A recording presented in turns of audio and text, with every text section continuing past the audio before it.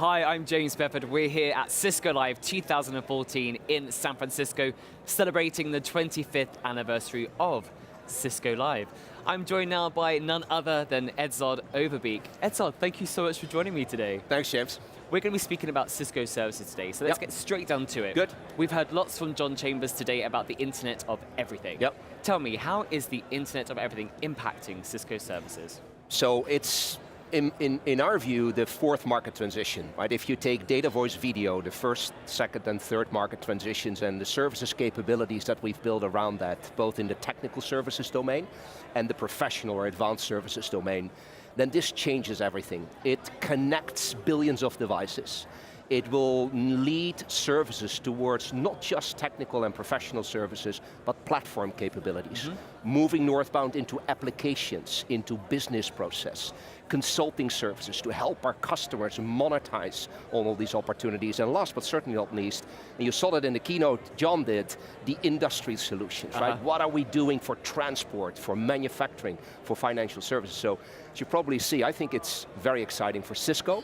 It's very exciting for customers because they really see this as a massive opportunity that we can help them with, and our partner community, because together with that ecosystem, we can make this fourth transition a reality.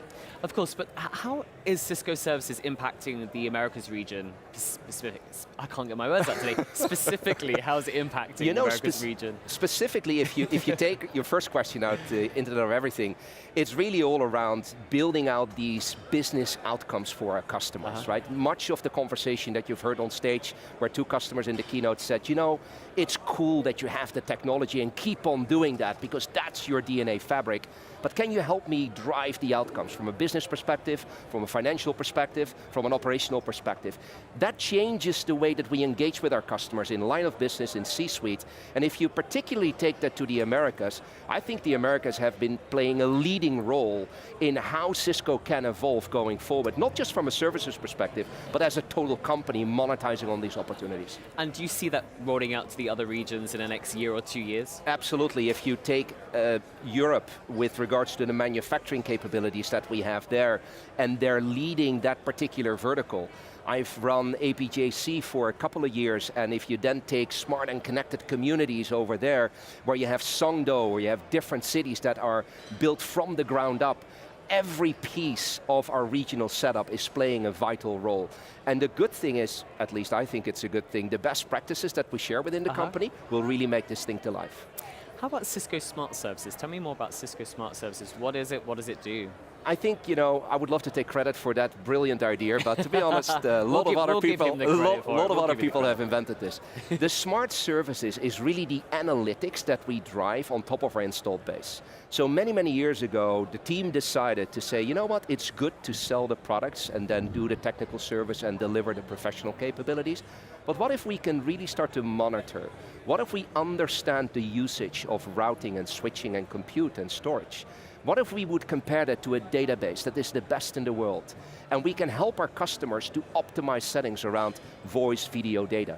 That's what smart services is all about, and it really helps to create what I would call a carrier-grade network capabilities, 3 to 4 to 5 nines, which is then foundational for all the other stuff we're discussing, whether that's IoE or cloud, or whether it's industry vertical capabilities, etc. You need that robustness, which is what smart services is absolutely at the core of. What are our customers telling you that they want from Cisco services? More. More? More when it comes to platform capabilities, help us to port the applications that come from a legacy world into clouds, whether those are private or public or hybrid. More when it comes to business process automation.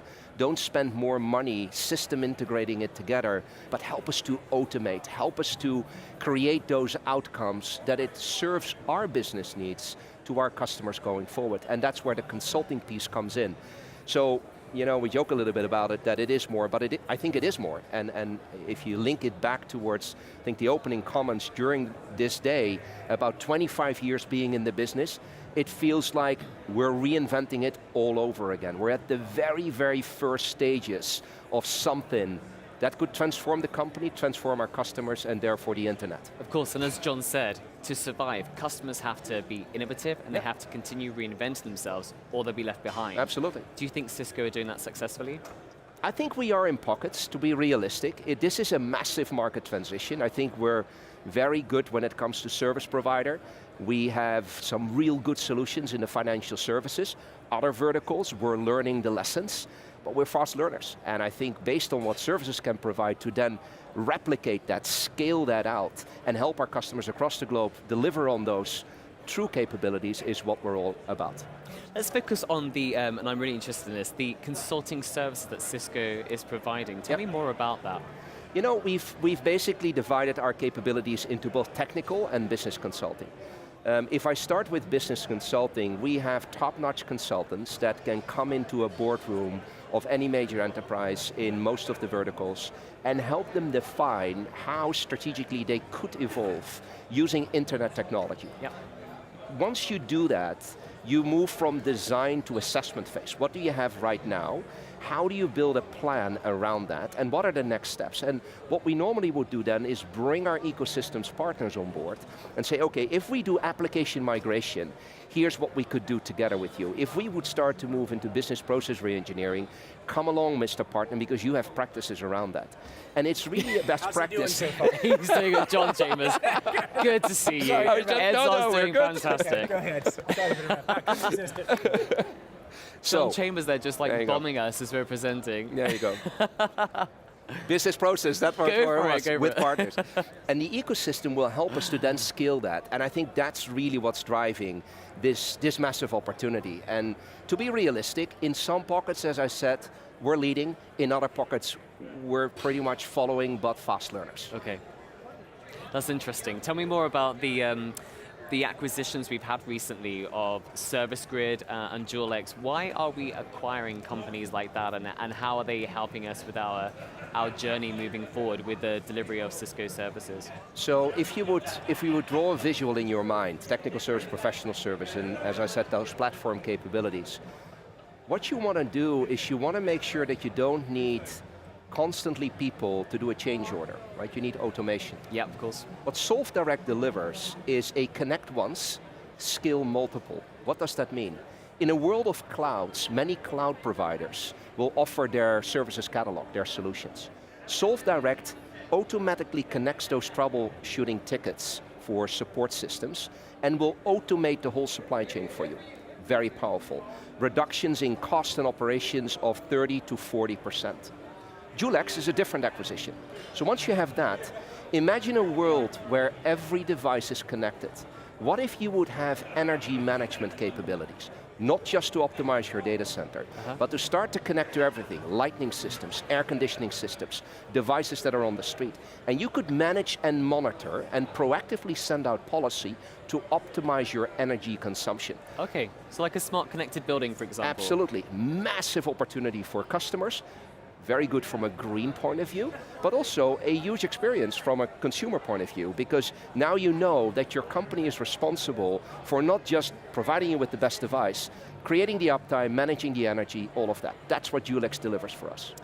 I was actually speaking to one of our customers recently, Transwestern, and they have the Benzoil building out in the Texas region, and they have a connected building using the technology you just spoke about. Being able to, from a control panel, control everything, the heating, lighting, all the security within the building. It's amazing that we are now able to do that. And James, let me tell you, it's for us, with our partners, probably the easiest sale there is. I've never seen this, right? You come in, you have a conversation with anybody, the boardroom or line of business, and you say, shall I help you drive better outcomes for your customers, and while doing so, deliver a cost reduction of 30%?